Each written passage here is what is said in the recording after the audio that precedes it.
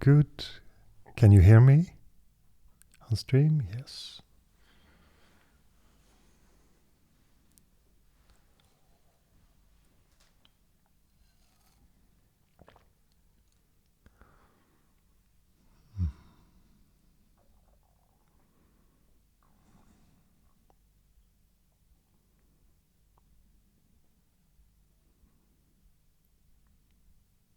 See to it that you sit comfortably.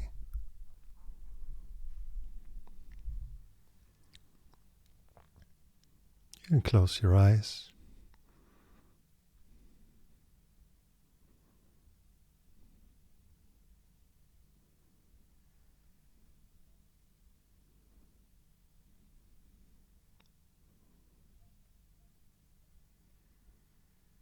And move your attention to this moment.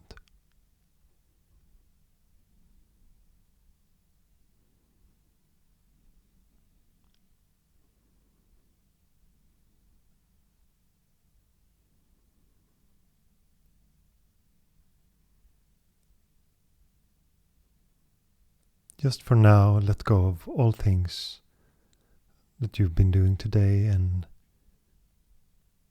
just completely look at what is.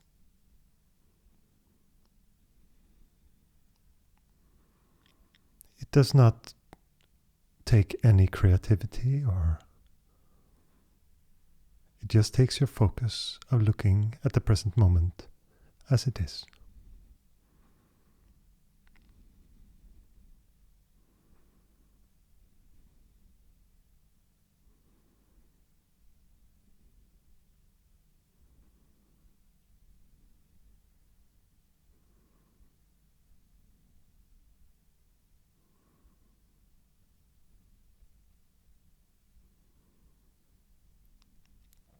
And you might recognize that the quality of keeping your focus here might be quite different from your everyday mind.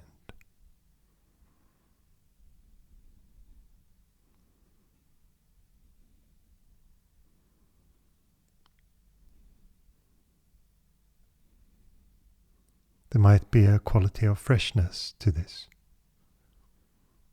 A quality of uncertainty.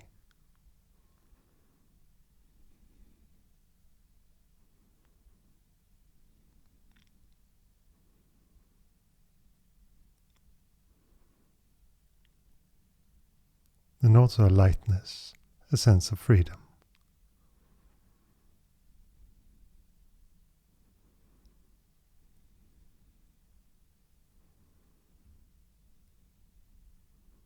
But this moment is also vast, expansive, a deep silence.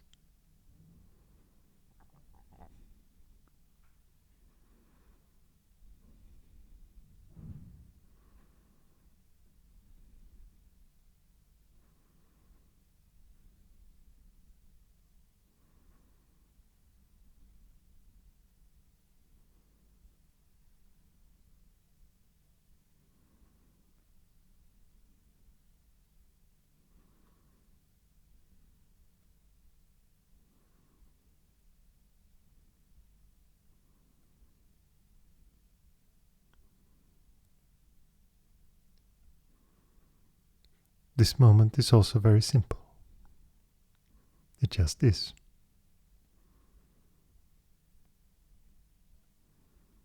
What makes life seem complicated is the ideas in time, always. In this moment there is not so much to comprehend. There's not so much to do.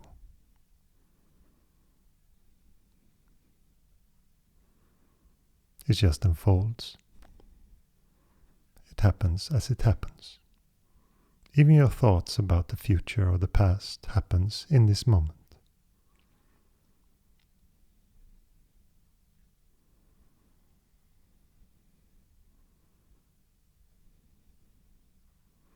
And when you get entangled with them, you call it your life, your situation.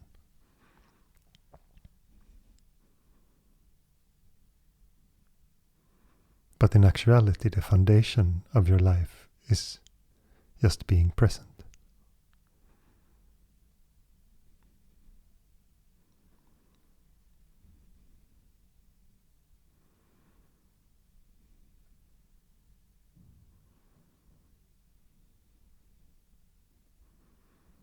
I'm not stating some philosophical idea here. I just want you to look at this moment and see what it is.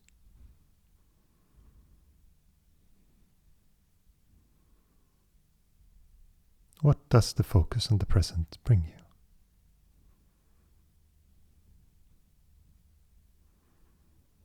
Or more accurately, what do you lose?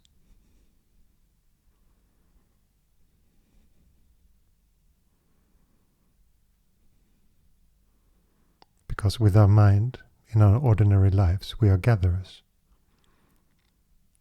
We collect thoughts. We collect compliments and traits, insults, and we stick them to ourselves, making ourselves into someone,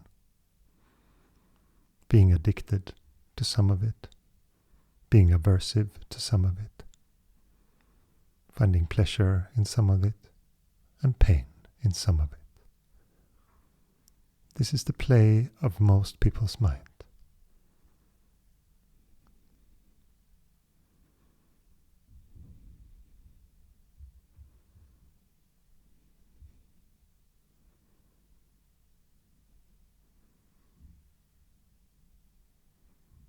But there is so much more than that.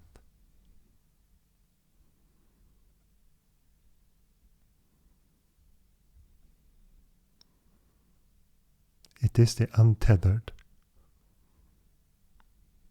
now. Expansive,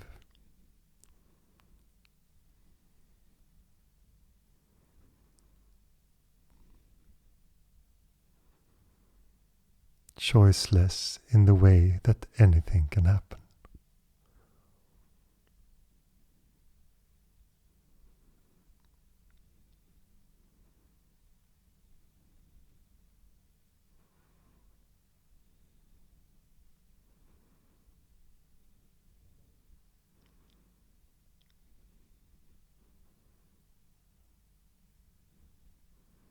At first in meditation, the silence of the present feels like something that comes and goes.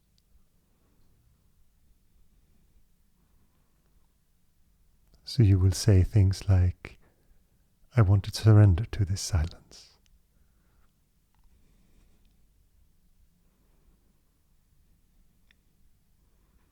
But this silence is not separate from you.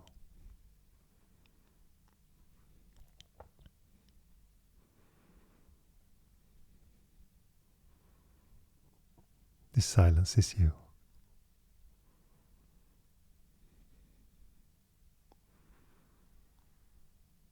That's why every attempt of deepening your meditation by coming closer to the silence,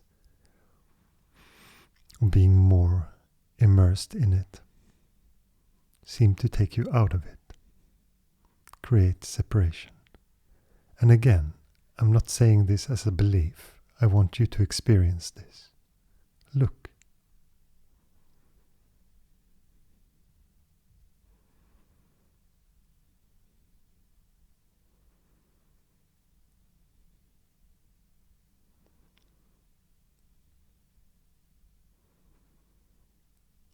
And to the mind it seems so difficult to just be as you are.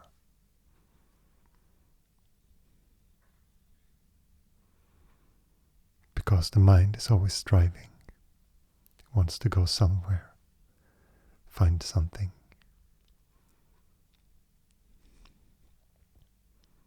Collect. Create.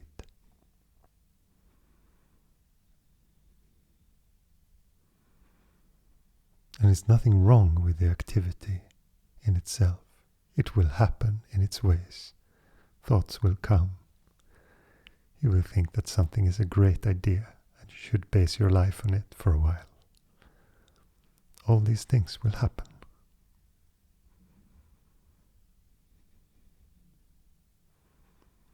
But beingness is the foundation of it all.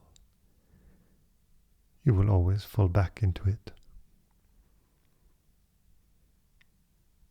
Whether you believe in meditation or don't.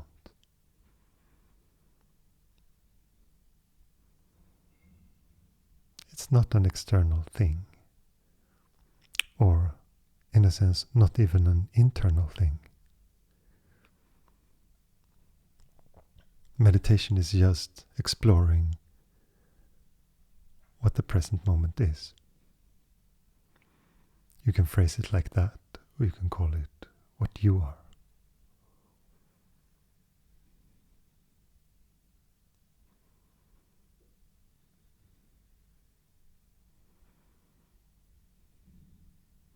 The mind will have all kinds of doubts about this practice because it brings about a lot of spaciousness and a lot of light inside. That is a natural progression of meditation. And at some point you will question if you are worthy of this light and this love from inside. But you will also recognize that this is your natural state. When you no longer create separation, you will fall into that.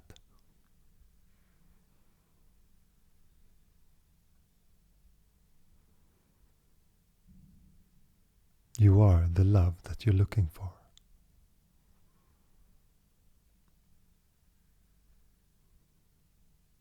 The love that you're looking for in others, that acceptance, that completeness.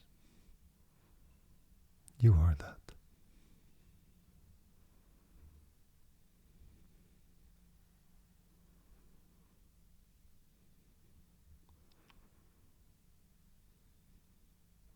It might scare you, but you are still that.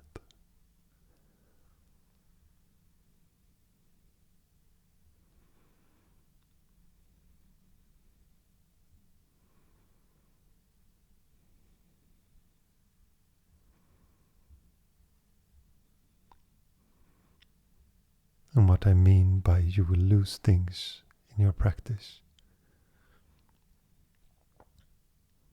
is that you will lose your ideas of who you are.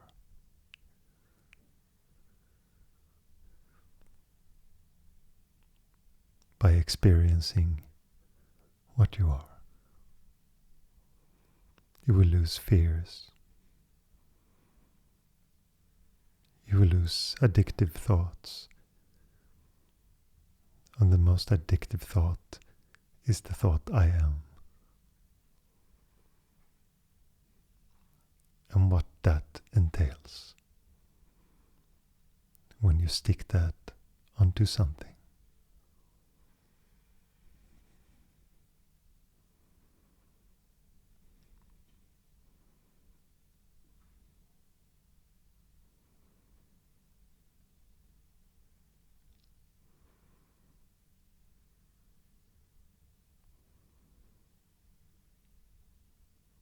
Just look at how this moment unfolds.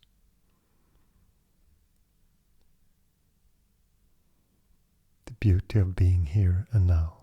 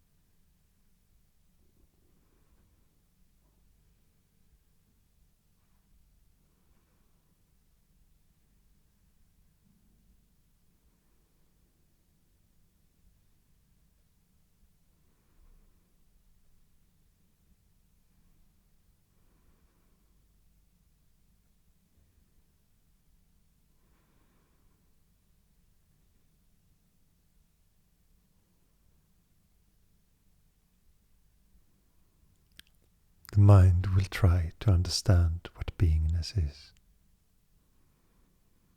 It will try to catch it, make it into a thing.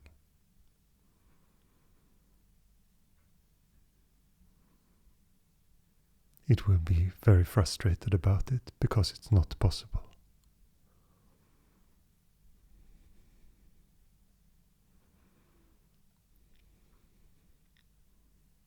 The mind might be stubborn with it.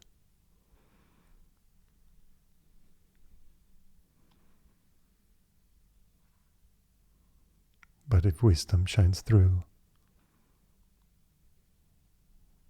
you will stop these attempts.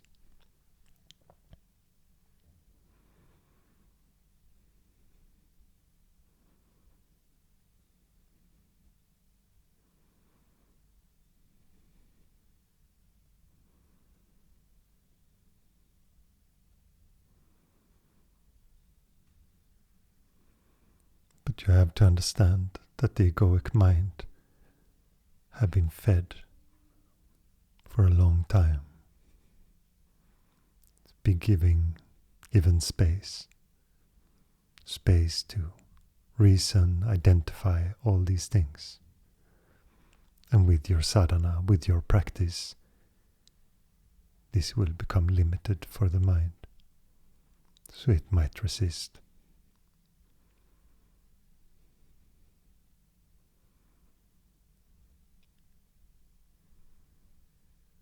It might want to catch you with things. Get you back on its side. Sneak its way into your practice, in your meditation, and claim that domain. Start to talk about if the meditation is going good or bad. What experiences there have been, where it's going, all these kinds of things.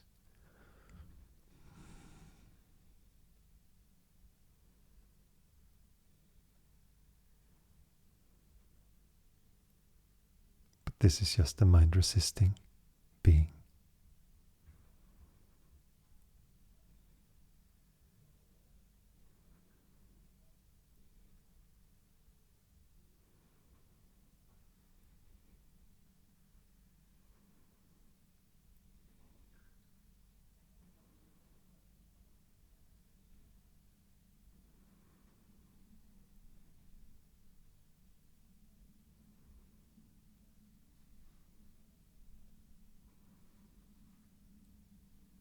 If you have no interest in your thoughts, they will subside.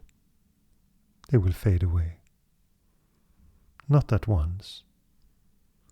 But if you don't entertain that kind of thought, it will try for a while, depending on how deep and how much chance the egoic mind feels that there is that you will catch it again. And it will become weaker and weaker. And you will lose interest.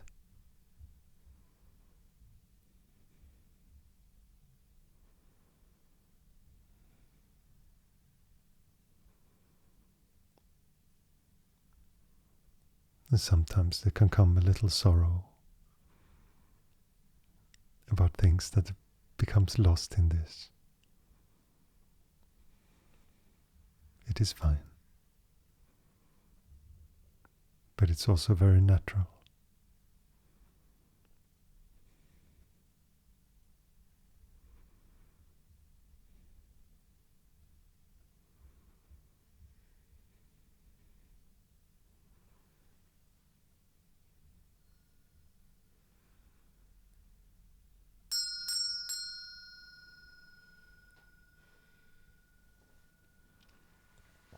You can open your eyes, you can move your body if you like to, whatever you need.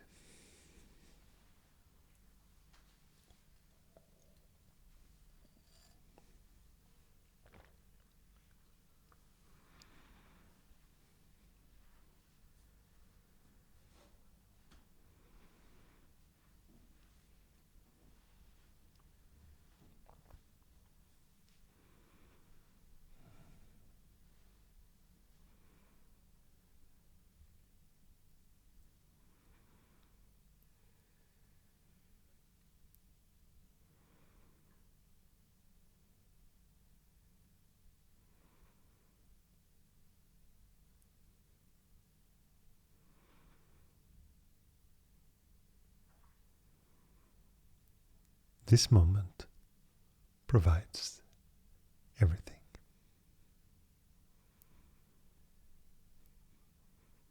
Even the illusion of free will.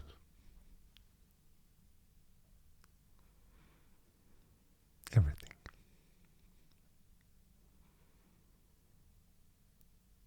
This is it.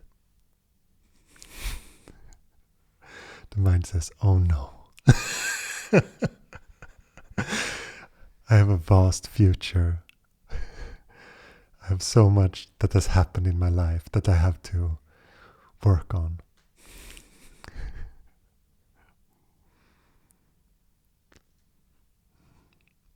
This little speck that is called the present moment, what is that?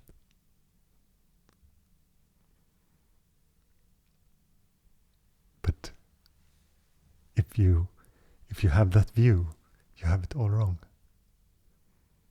Everything springs from this.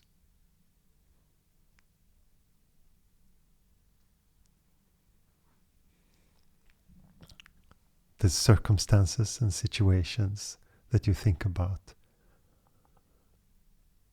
are just that, a thought. It seems super important, right? It's really happening.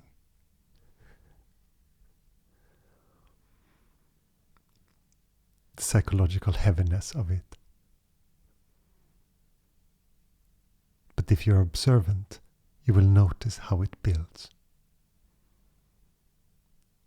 As soon as you believe something that is going to happen in the future, that you have to do, for example, and that as soon as that thought catches on, notice the psychological weight of that.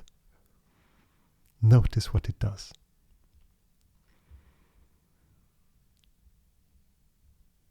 And if you have too many of those, it feels so heavy that you just push everything forward. Because you feel, I don't have the energy right now because it's so heavy.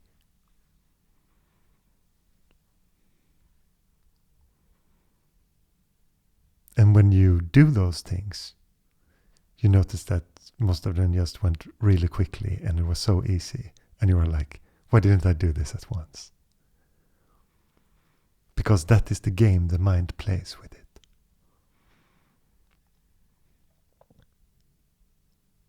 And it plays this game of tension and release. So it also creates a sense of that you have a punishment and a reward. You have a heaviness and lightness. Whatever you want to call it. Tension and release. And you can see how those things correlate. So you understand, if I do this, I will feel this release and then I will feel good again. And then you create these mental patterns of that. But the tension never has to be created. But psychologically, we create like, what is that called? The dogs of Pavlov, this bell that you associate with something. But the bell itself is not really associated with anything at all. But after a while, if it's something positive, you will hear the bell and you will think, I'm going to get my release again if I do this. Release from this tension. So that is the circle away of the egoic mind. That's how it gets you. And that we don't see through that.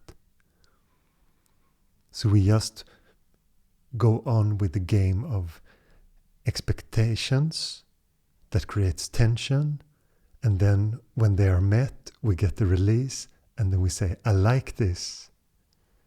I like this game because I get to look forward to something, I have hope, and then I get this reward. But understand that that is just a game in our minds.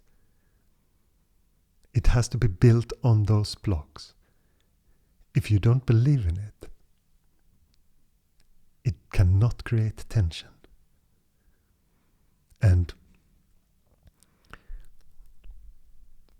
you can have the sense like but the mind can give me this reward, but why is it holding back? It is because you're playing the game. And this is the addiction to the egoic mind. And that, in effect, creates all other addictions.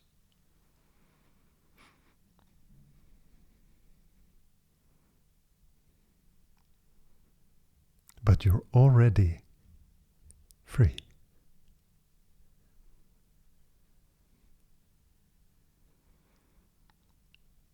And what I described now is that we call like the laws of the relative.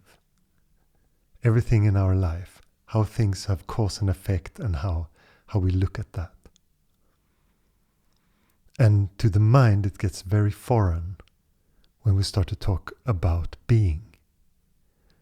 Because those normal rules that we live by, how we have created our psychology, our own reward system, our pain body, all this complexity that we live with,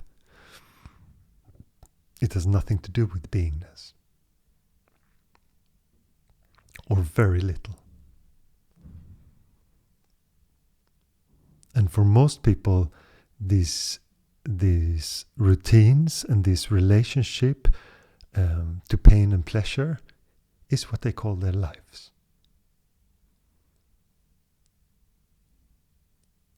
And the beauty of meditation is that you get to see that life might be something else. That there is a spaciousness beyond the tension of the egoic mind. And that is completely not related to it in time. You might think so at first.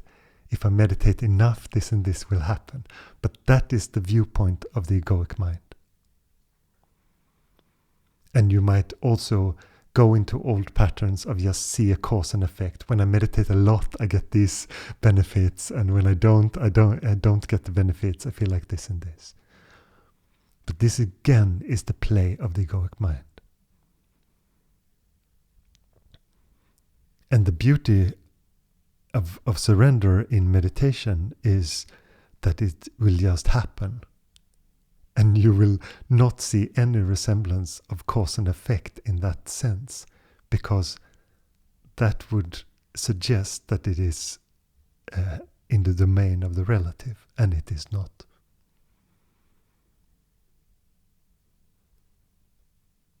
That's why I say you will often be surprised. You practice and practice, you do your inquiry, you do your things, you feel good about it, you have some nice moments in your practice and this and this. And some moments will just be, you have anxiety one day and it just spontaneously comes to you to ask the question, oh, to who does this anxiety belong to? And it just immediately goes away. And what you thought before has something to do with time, and I have to process things, and I need some space, time for myself, I need some space, I need this and that. It just suddenly changed. And you will say, okay, things can just come and go.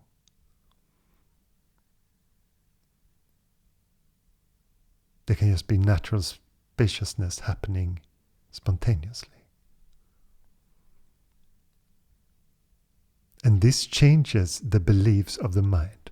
When I refer to saying things like, you start to see cracks in the painting. You have heard me say things like that, right? That refers to that.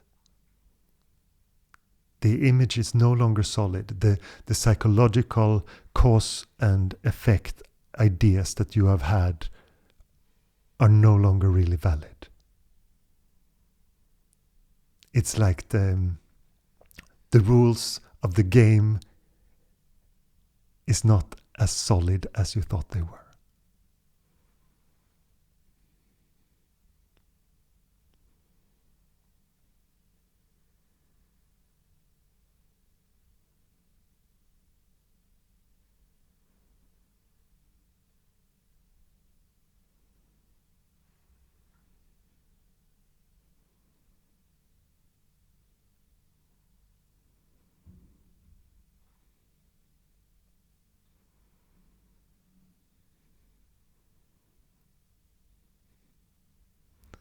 friend of mine who's been meditating for a very, very long time, he said to me not long ago that he thought that everything with spirituality is just up to luck.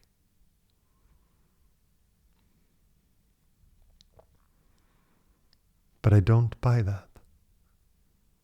That's why I usually talk about sincerity.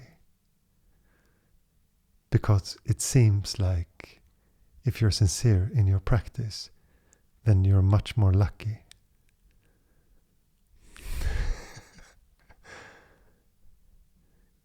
If you stay close to beingness, or try to stay close to beingness, you seem to be much more lucky. Because in that statement I have a feeling that hopelessness have creeped in. That the idea of there is nothing to do, so I'm screwed in some sense, and I call it luck. It sounds so fickle, but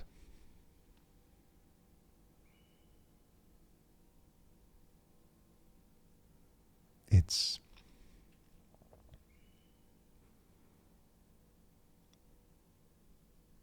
how can something be luck if it's always here?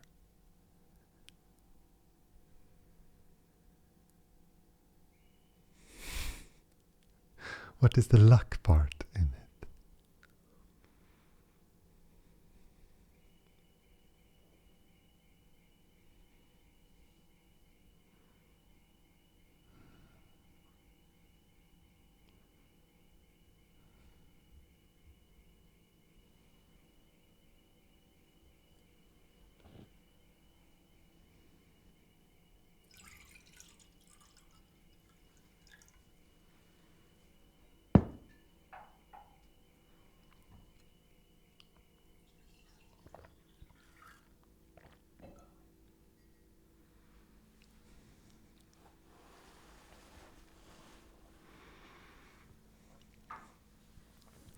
And the sadhana itself is a very fluid thing.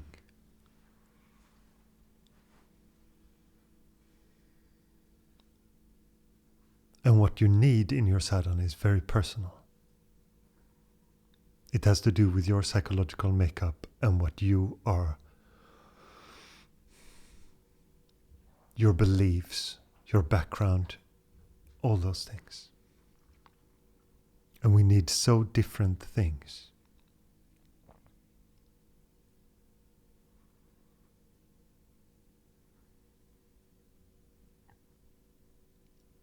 But it will be presented to you automatically.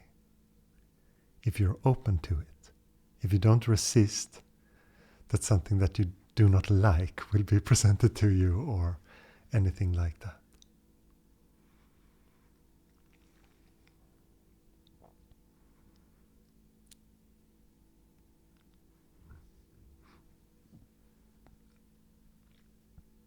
If you're very rigid, for example, and suppress a lot of feelings, there will come a point where you will feel like this has to come out somehow. That's be expressed.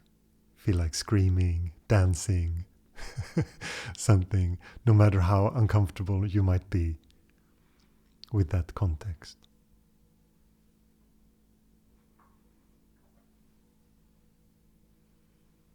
And at some point you have to confront your idea of not being in control. Most people, I just say this is very common.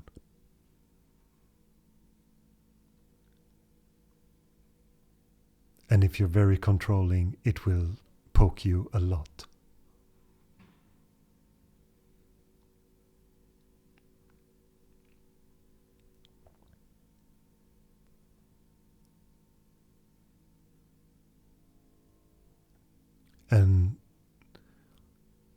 And you will inevitably also come to a point where you don't know what to do. And where do you turn then?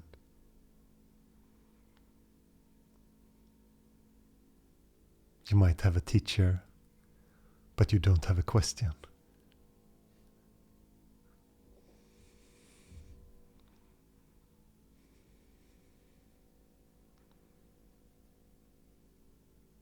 You just don't know what to do.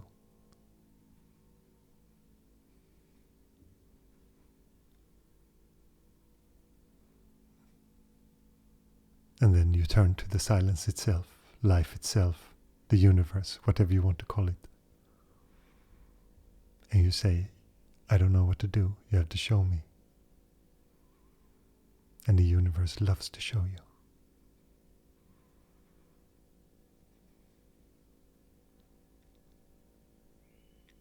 But if you're not used to these things, they seem strange. They seem out of the box. They might seem weird.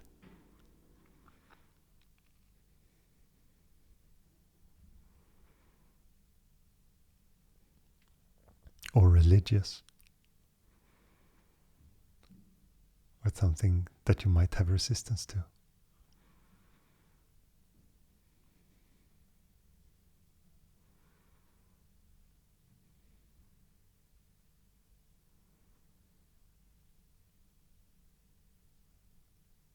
Sadhana is much stranger than I thought it would be. When I started meditation, I thought sadhana would be sitting on a pillow, you do your things, you talk to your teacher, okay, done. But it's not at all like that. It's much more of an organic thing, and everything in your life is involved. It's not a separate thing when you're on your pillow or you're in a meditation context. Suddenly someone that you dislike that says something super wise to you. And you're totally taken by the honesty of something.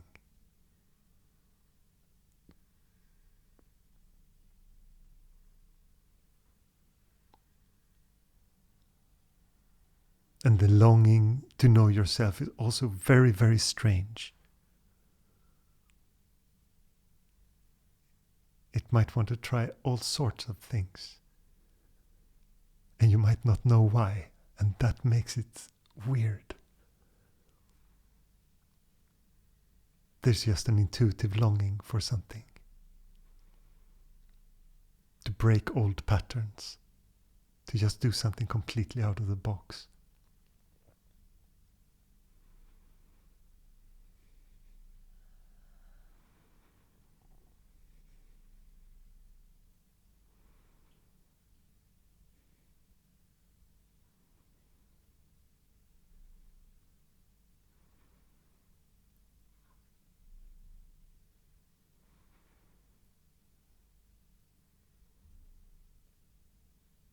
And everyone has their idea of what their sadhana is and what it's supposed to be.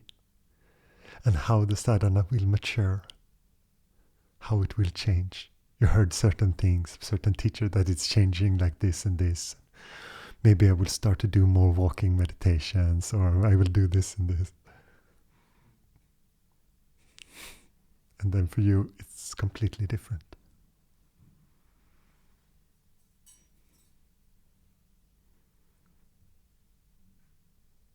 And it might express in so many ways. It can express through just service to others. Maybe that is what is needed. Maybe it's just devotional practice. To bow to something greater.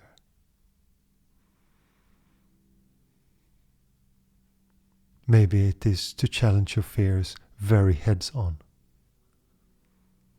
All these things are possible in sadhana.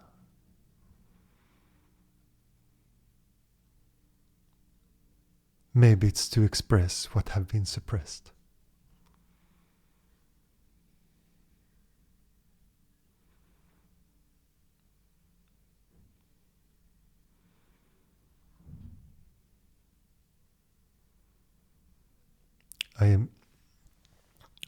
I did a course with Nukunu. It's like 13 years ago or something.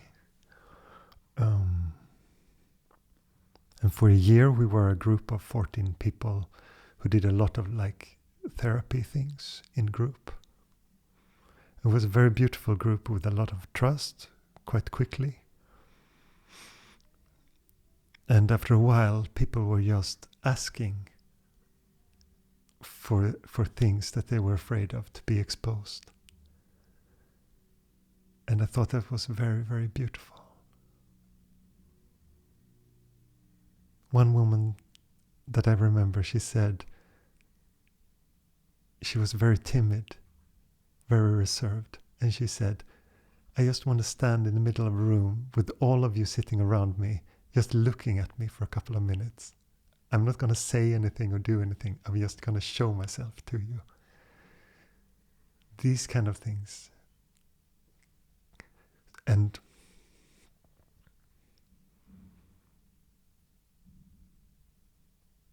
there are so many possibilities to express those things. And I think sometimes in non-dual context, in Vedanta context, people become very heady and think that nothing that we experience in the relative is real, so why bother?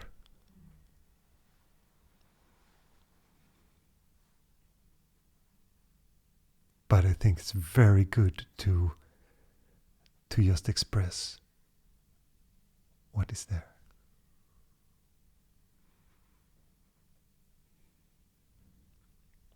Because it shows the unrealness of it. Otherwise, when it's suppressed and when it's held back, it feels so big. It feels important. In the mind, it can be huge. And also, when we talk here, sometimes it can feel like a silly question, and that you have meditated too long to have these kind of silly questions. And when you express that, it's such a relief because the silliness is out.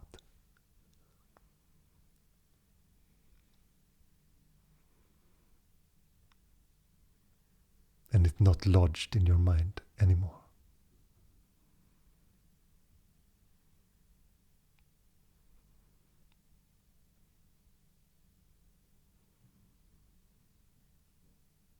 It's not about fitting into a mold of being a Vedanta person or a non-dual person.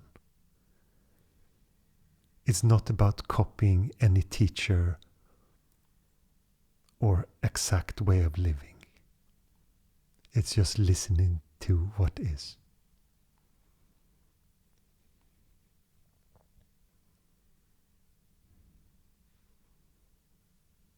And what is going to be expressed is so different for all different beings.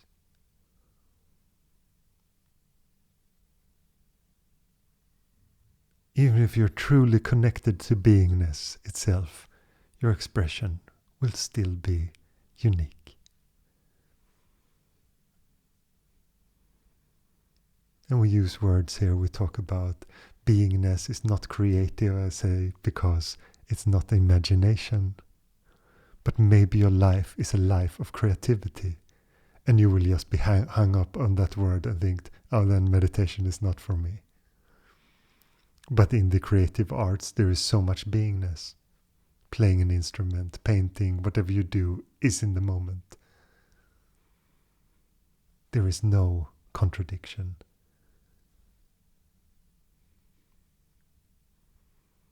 And if there is a contradiction to some part of the process, that will fade down and other things will be enhanced. It will just change.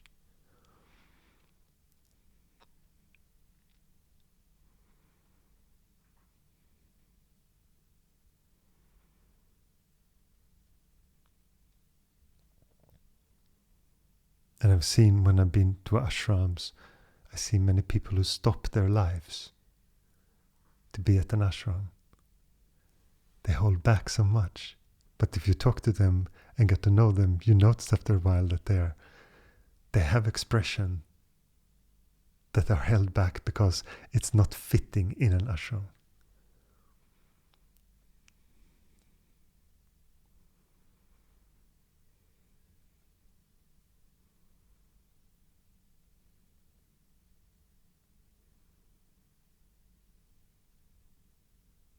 And I think it would be beautiful with a world of meditators that do things that people don't expect meditators to do.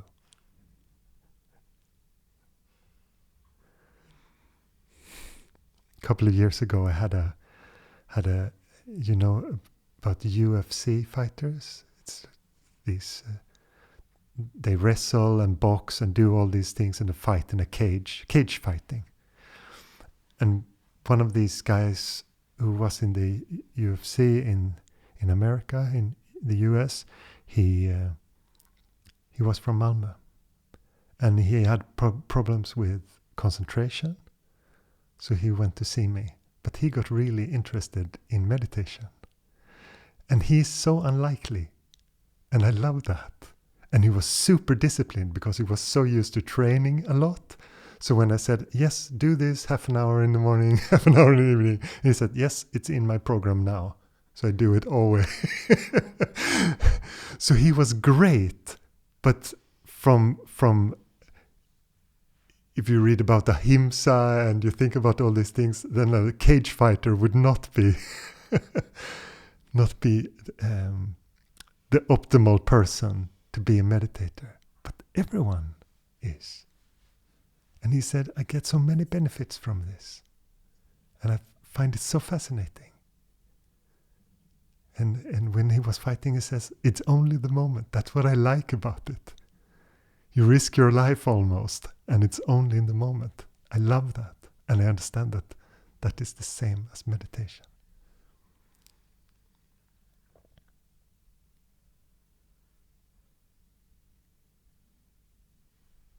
And all these connections that we start to understand what we love about life is being present. Because you might also, even though you have meditated a lot and been practicing a lot, you have compartmentalized meditation. And you say, yes, I know what it is. I know what the stillness is. It feels in a certain way when I sit on my pillow and I feel the stillness. And when you meet your best friend and you just have this super open communication with that person and your minds really merge and you just feel so much love for that person, that is also beingness. But you don't see it like that because you see, I just really like my best friend.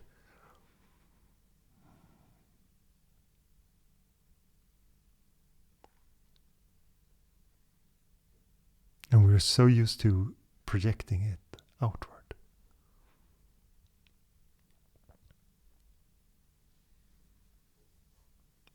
And it seems to be one of the biggest challenges to understand that love comes from within. Because that would imply that you are love. And for most people that is too big. That is too much. I can feel love, okay, but I cannot be love. I think many people feel like that.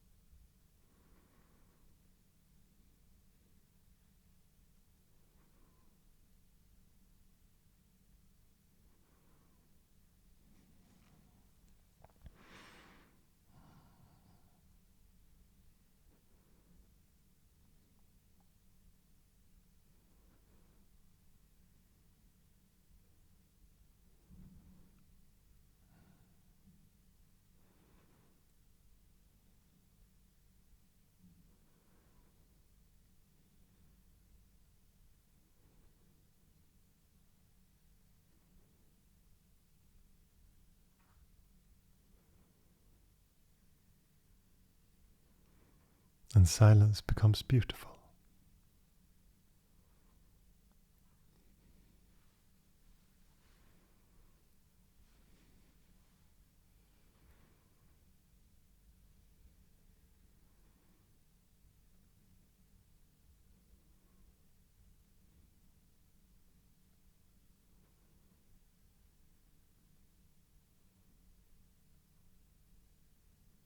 It's not just another state.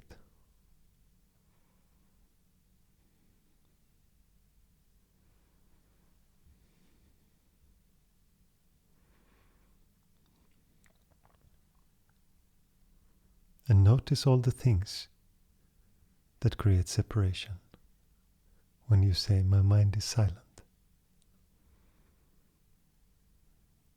Who does that silent belongs to when you talk like that?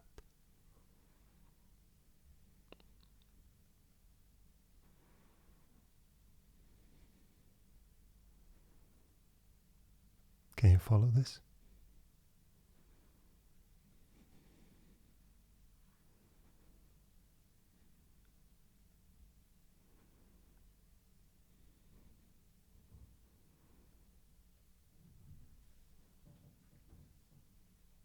The egoic mind is an expert in creating fragmentation, because that is its whole game.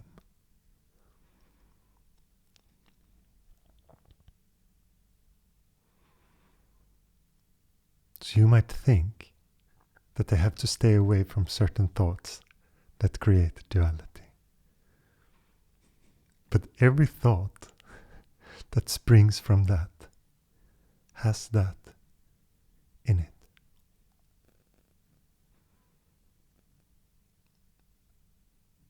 And the experience itself is the only thing that does not have that quality.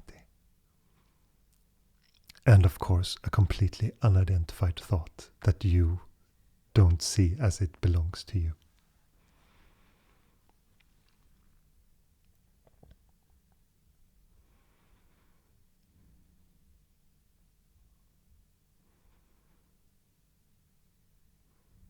But does it work to push all thoughts away? Have you tried it? Have you failed at it?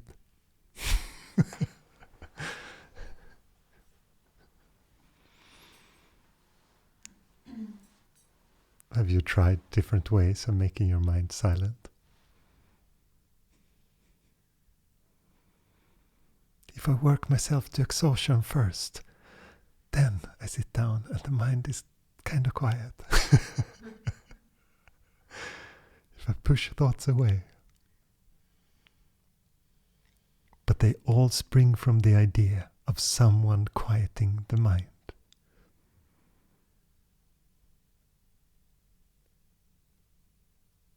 So the problem always remains the same. Who is the one making the mind quiet? No matter how many ways you try it, you always have that starting point.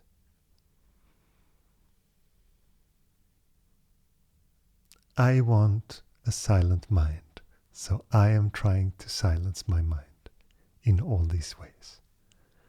I'm trying to change my sadhana to a more natural way of doing it, to a more forceful way of doing it, to a more relaxed way, to a more... But it all springs from the same idea. The idea that there is a doer doing meditation.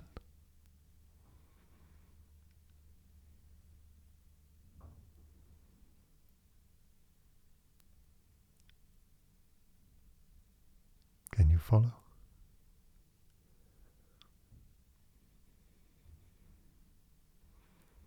So what is there without the doer?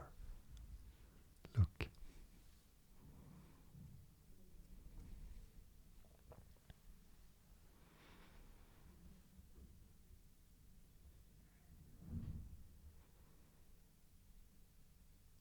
Where do you look from then? What is it that knows the thought I am?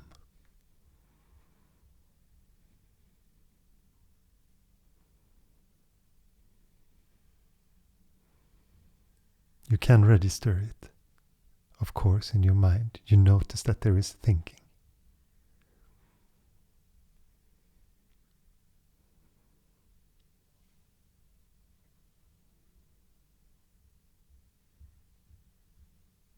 Where does it come from? It's not a trick question. It can seem like a trick question to the mind because there is not an answer that is from the mind.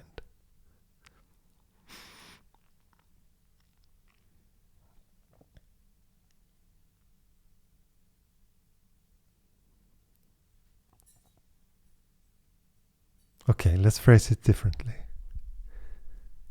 Is a koan, do you know what a koan is? If someone doesn't know, it's used in Zen Buddhism, and it's if a tree falls in the forest and no one is there, does it make a sound, for example? What is the sound of one hand clapping? There are famous ones. What is your parents' face? What does your parents' faces look like before they were born? All these kind of things.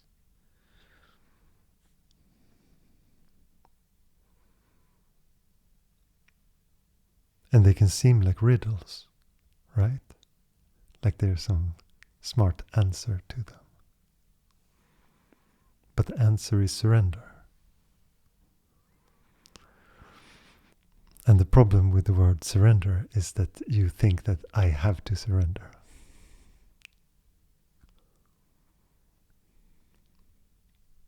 Do you understand?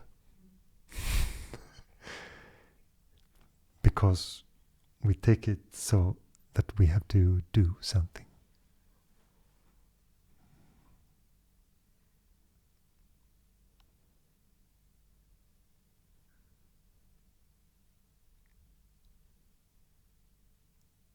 So surrender happens. And if you're touched by hopelessness, you will say surrender happens if you're lucky.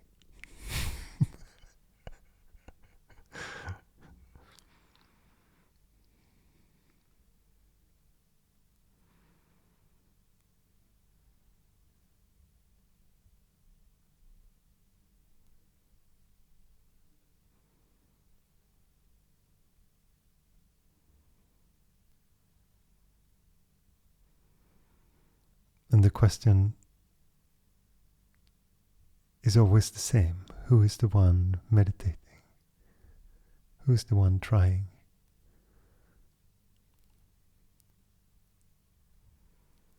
And I understand from the mind's point of view that this is extremely frustrating. Because they seem like there is nowhere to go.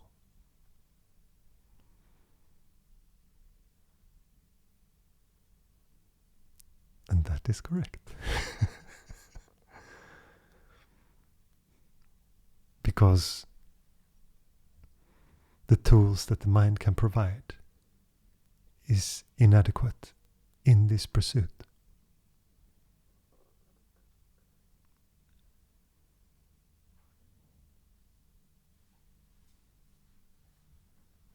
They're great at measuring, categorizing, creating ideas and strategies, creating an agenda. But the egoic mind cannot be.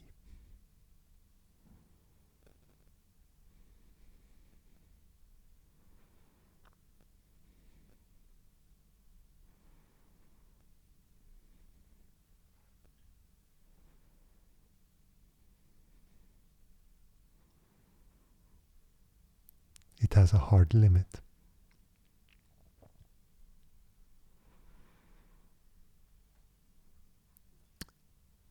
And when we practice, most of the time, people just are trying to become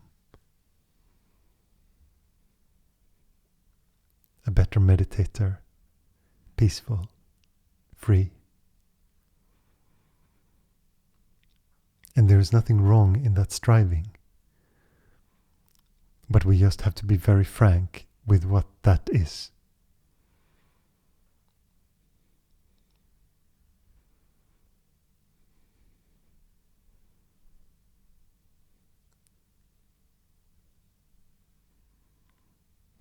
that the pursuit in one sense is completely meaningless. It sounds so harsh. If you put a lot of time in your life into your practice, it's very hard to feel that it's meaningless. But in a sense, that is the point of it. And you might see, yes, if I practice very regularly and very intensely, I get these and these benefits. I'm more creative, I'm more freer in my mind, I'm less stressed out, I'm more peaceful, there's more space, all these things. You might also feel, as soon as I stop my practice, I feel like I'm back like I was before. And I think these are the normal benefits people talk about when they have a practice.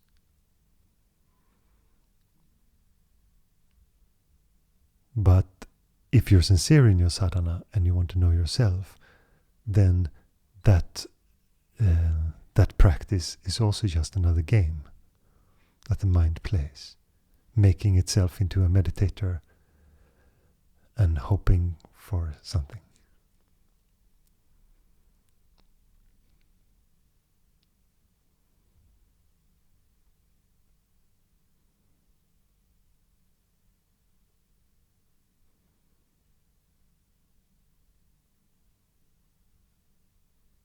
And at some point, you will become interested in what gives permanent change.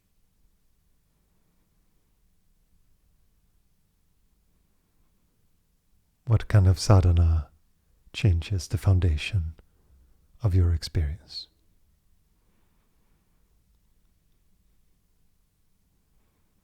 And it's fine to be interested in meditation on the surface, and it just makes you feel better, not anxious. All right,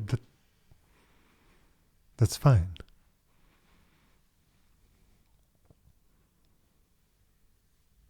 But you will still feel like something is lacking, that something is not enough. This restless nagging that comes with the fragmentation of the mind will still be there.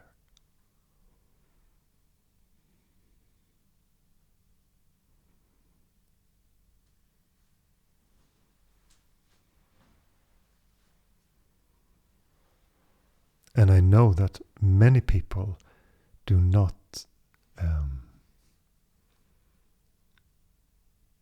don't dare to be that honest with themselves that they will say that they have those kind of feelings.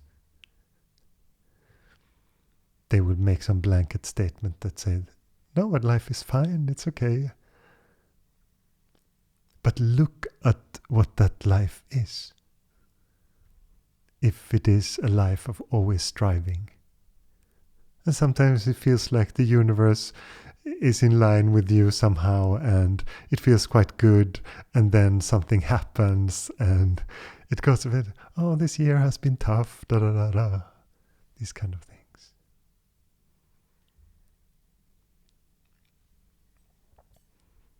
And that means that there is identification with your idea of what this life is.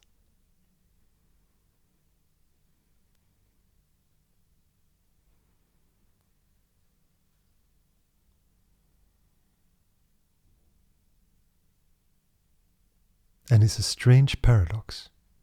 It's a strange paradox that the less identified you feel with your life, the more rich it gets.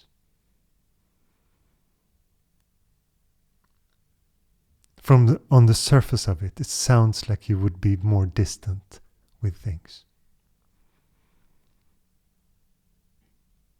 And somehow that really gives color and flavor to life.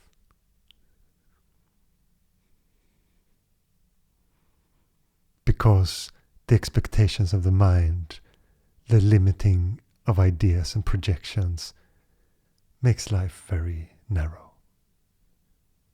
and lackluster, it loses its magic and its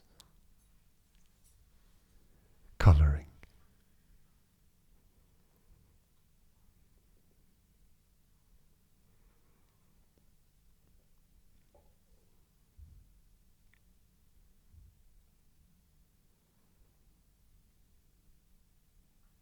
But you have to ask yourself very honestly, what is the quality of life?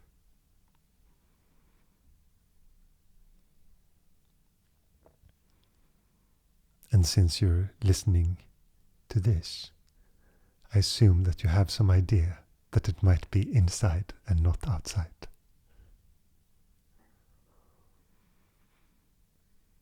Or maybe even more accurate, an intuitive sense that this might be the case.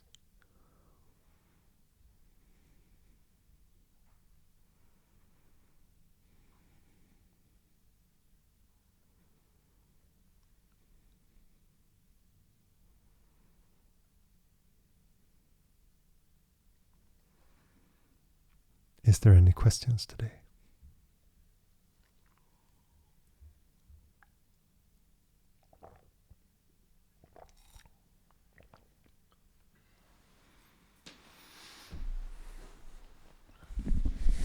We have one here first. Yes, and I will take you after Marie. We have Marie and Jona on stream, sorry, and I can show you later. We have 4 people here.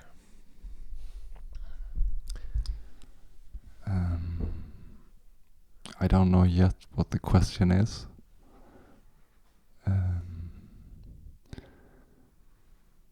But I knew I had to just start by saying that I feel like I don't know what to do.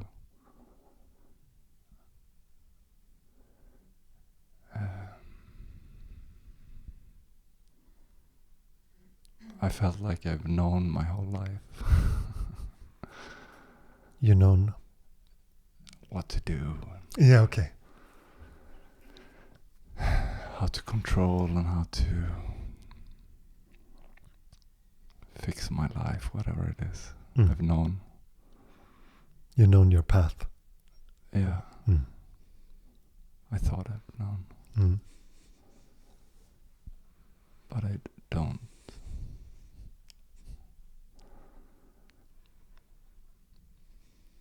And it just ends there.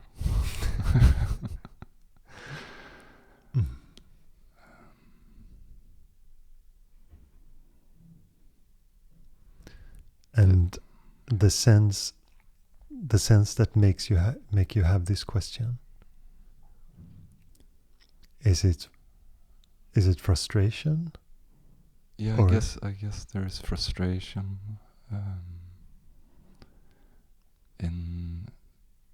in the sense that I just know one way of doing things. I just know how to try harder, sort of. But then I've had so many glimpses, and I have so much longing.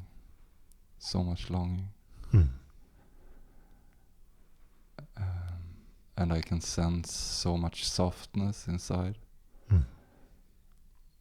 But then I feel all of that hardness getting in the way.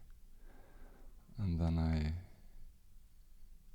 just feel like I need to try harder, and then it gets harder.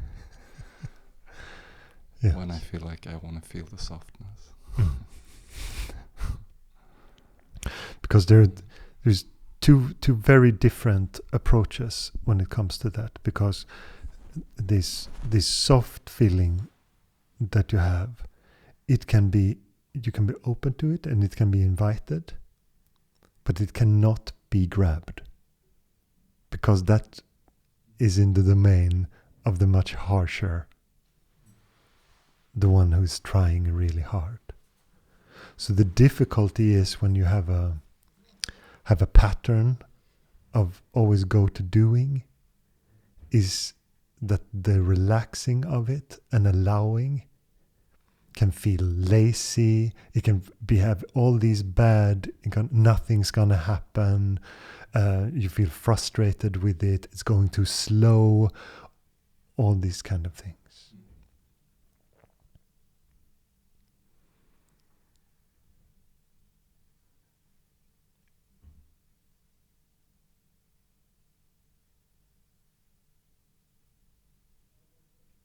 And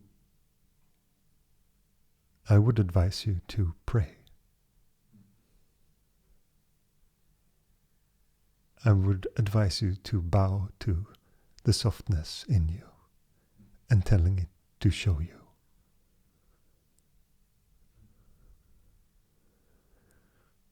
Because there is nothing you can do with it. And how it wants to be expressed. Maybe there's a physical expression of it.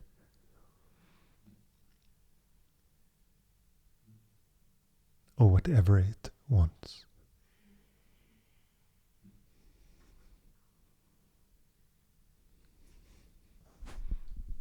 I have had that intuition for some time.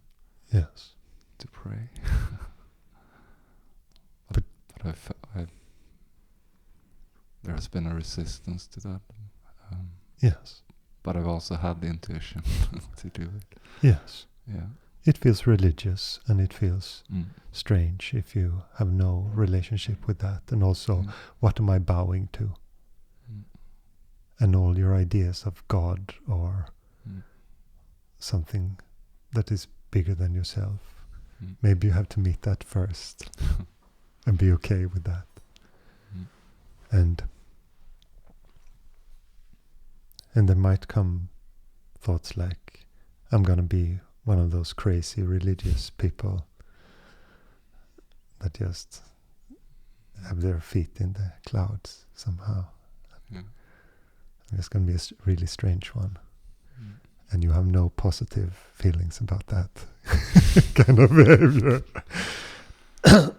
So, you have to meet that.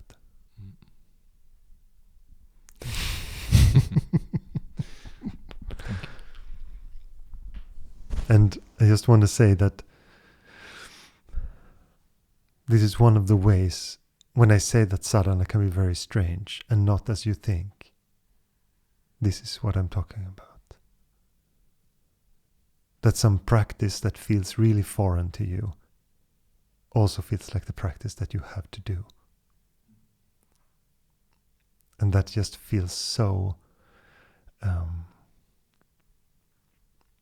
out of place.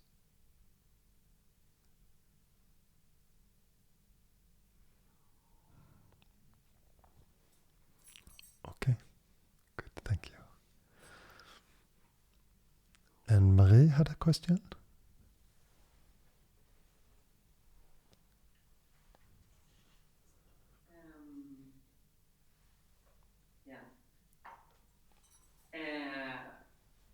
I was reflecting over the sadhana. I think it's very interesting. And I was wondering about the inquiry of the sadhana, what you need. Because when you speak and I listen to you explaining it, then I get a sense in myself, like about the fear. I feel, no, I have to do this. Like it's like this intuition that there is fears to challenge. It becomes like, yeah, there's something resonating in me when you speak about that. Is that like a way to inquiry about the sadhana you might need? Or do you believe it's more that life brings it to you in a yes. Yes, yes, you don't have to look for a smorgasbord of different sadhanas. It will come very naturally. It's so easy to think of life like we have to make a catalog of life, so we can choose from the right things. And that kind of behavior can, of course, also happen within everything. But the most common is that it just very organically will come. But usually you will not entertain a thought of a certain sadhana if you don't like it. Then it feels foreign, even if it comes into your field of consciousness. Even if it comes to you, you will have the feeling that you should pray, but you will you will sort that out until you come to the point, okay, this comes again and again and again and again. What do I do now? So the sadhana is usually very organic in that sense. It will just come. And if you have a spontaneous feeling that there is fear in this, that is also a very good tell that is the intuitive sense and the longing for truth in you that brings that. Because the mind just wants pleasure and avoid pain. So the mind can say all kind of things if you're going to a sadhana that seems a bit scary. It can say don't do it. It can have all kind of reason for it. But you will feel in your heart that there is a longing at the same time. And this paradox can go on for a while, but the longing of the heart, longing for the sadhana, will come and come again until you address it.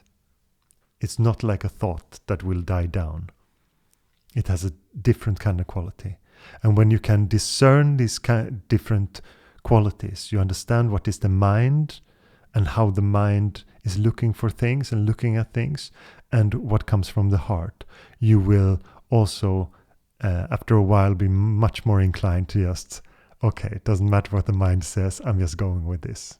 Now it's this. So it becomes easier after a while, but in the beginning it can be confusing, and many people also confuse. They say, I used to be very heady, now I just go with my gut feeling. But that feeling can also be very informed by the egoic mind. It can be from old patterns, and you're just going with pleasure and avoiding pain, but on an emotional level instead of an intellectual. All these things are possible. But I don't know if I answered your question. I think so. I mean, it's difficult for you to understand exactly the experience I had inside of myself when you were speaking, no? But yeah, I think it's more when you meditate, the inquiry can be deeper.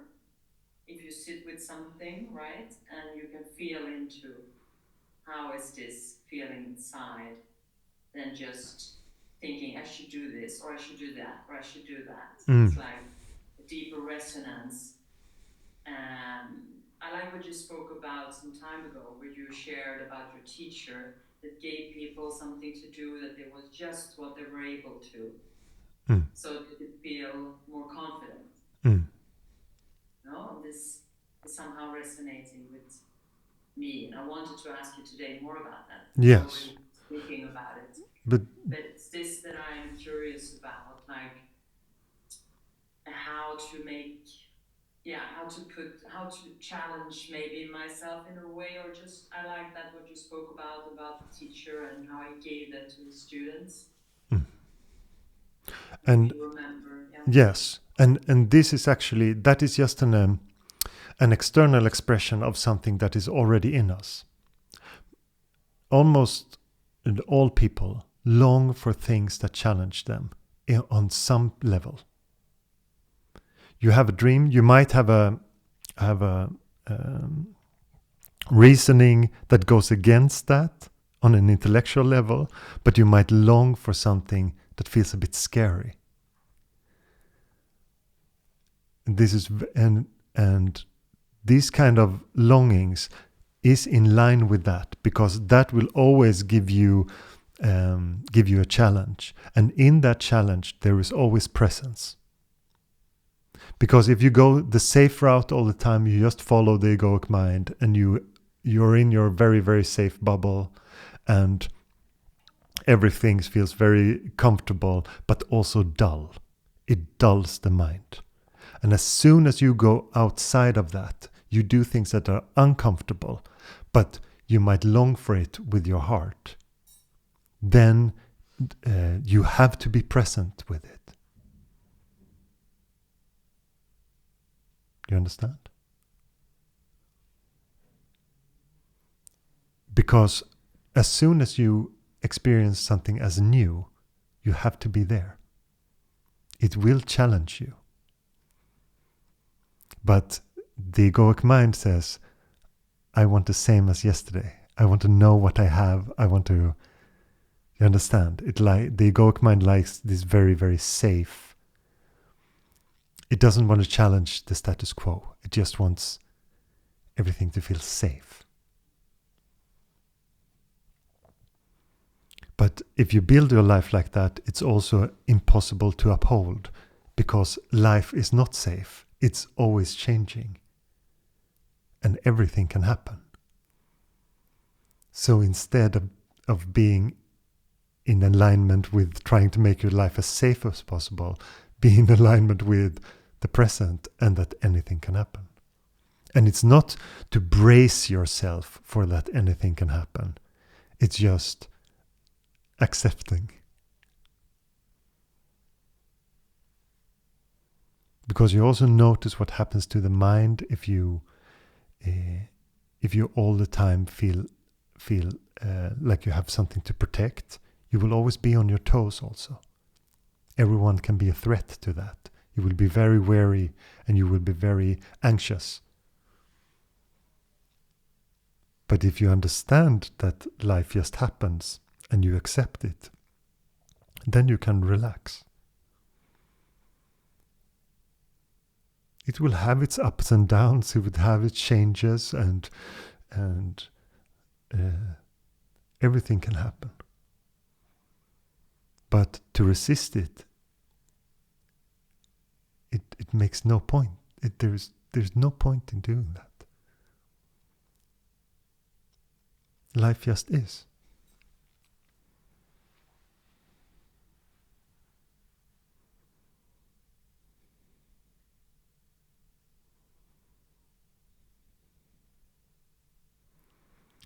A couple of years ago, I was diagnosed with skin cancer, and there was a mix-up with the time that I got told that I had cancer and all this. So I got very fast into the hospital in Lund, and they made surgery on me, and a first surgery on me. And I remember I was lying there. They just had a local anesthesia and they were cutting in my shoulder, and I was making jokes with the nurses, and they just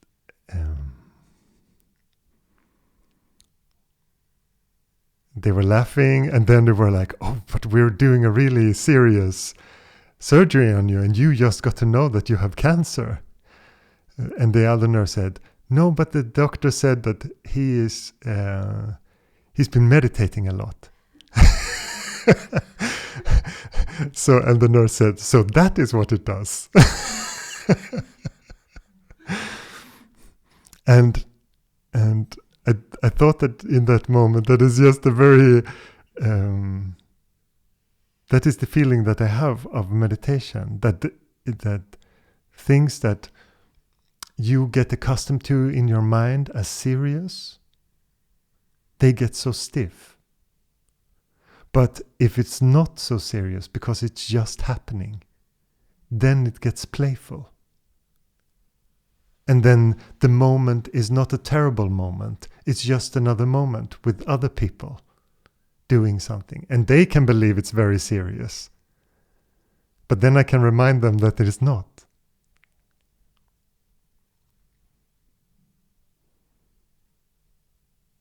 Life is so precious.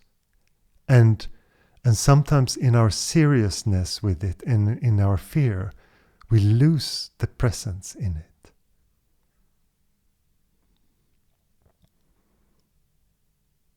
there's so much possibility for the beauty of the moment.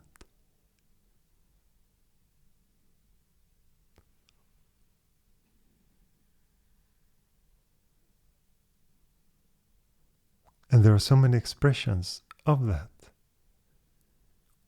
On the surface, with many things that seem to create a certain kind of change, or as we would call a crisis in some way. On the surface, there is just a lot of fear. But when it comes to the understanding of it, it is just presence.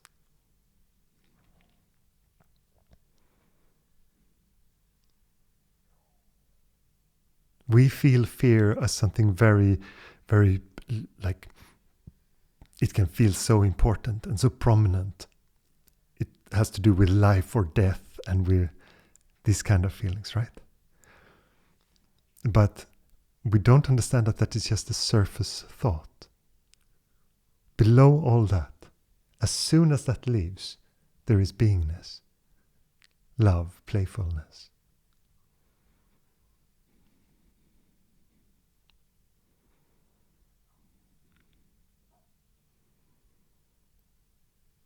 So also what comes with meditation, and another thing that you can lose is your seriousness.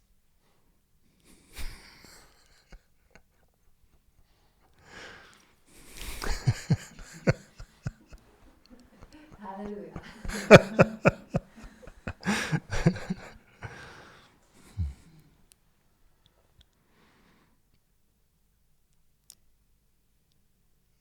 Did I answer your question, Marie?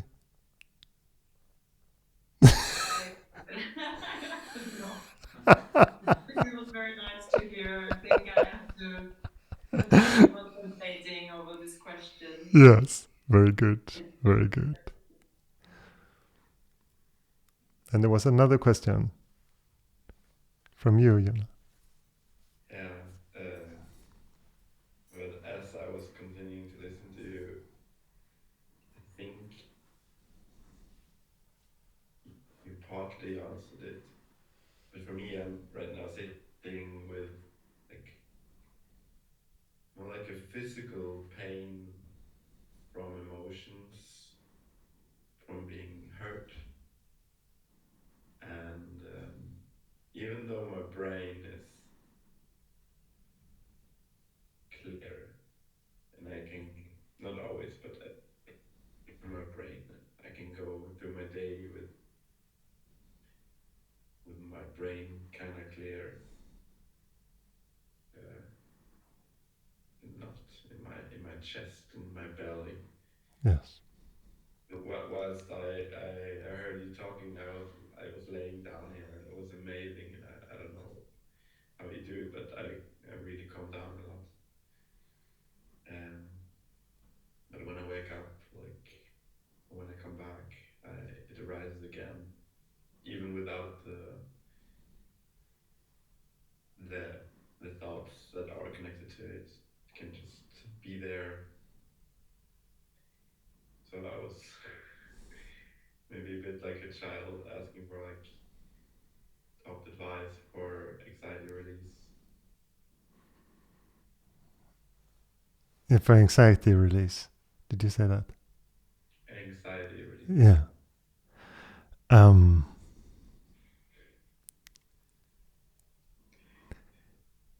It is not such a serious phenomena. It becomes very serious to the mind. Anxiety especially there's a large buildup of it in the mind, and it seems so important. But if you sense the experience of anxiety, it's not so much. Most of the time it's not like it affects you super much on a physical level. It's just an experience of it. But since it feels sticky and it feels not nice, we create fear of anxiety. and what it's going to lead to, and all these things in time. And this creates a story around it and a stiffness around it.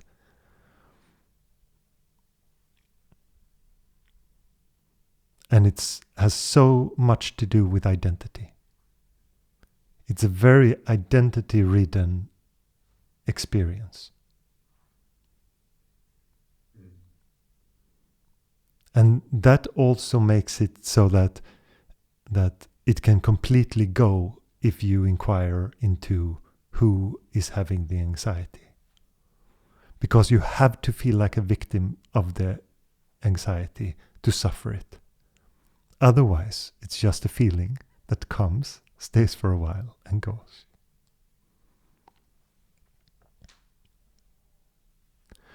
And I've been asked many times, because if you know the story of my life, then I had a lot of anxiety as a kid. I was very depressed and anxious, you would say, as a child. And many people ask me, but how did you get rid of it? But I never have a feeling that I did. Because anxiety is just a function that happens when feelings are not addressed. When they're not expressed, they become anxiety.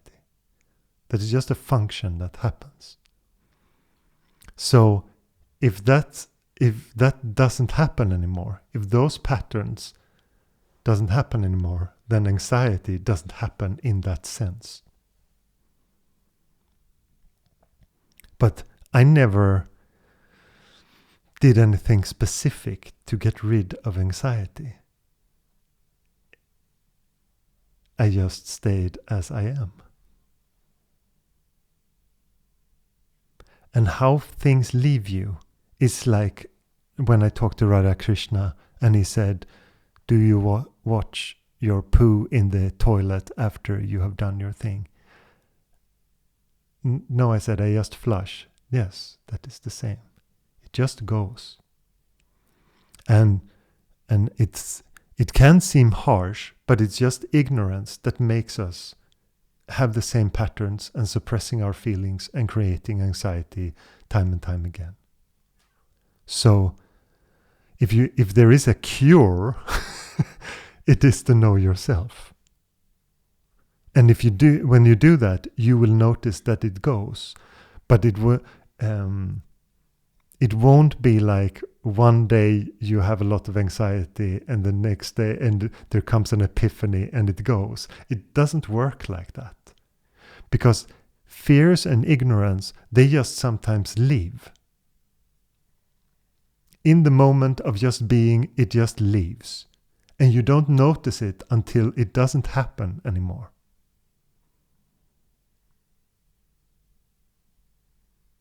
I said this so many times that there was a woman that came to me and she said, I don't know how meditation have changed me, but my family is much nicer now. And with that statement, because it encapsulates so well how the experience of practicing meditation is and how the effect of it is. You won't realize that you're not as anxious anymore. You will just feel that your life is better and that maybe other people are nicer now or treat you differently or react to you differently, because it is impossible to see yourself. You're just like a projection machine. So you don't notice that you smile much more, that you are much less triggered by things. You don't notice that. People just seem nicer. That is how you will experience things.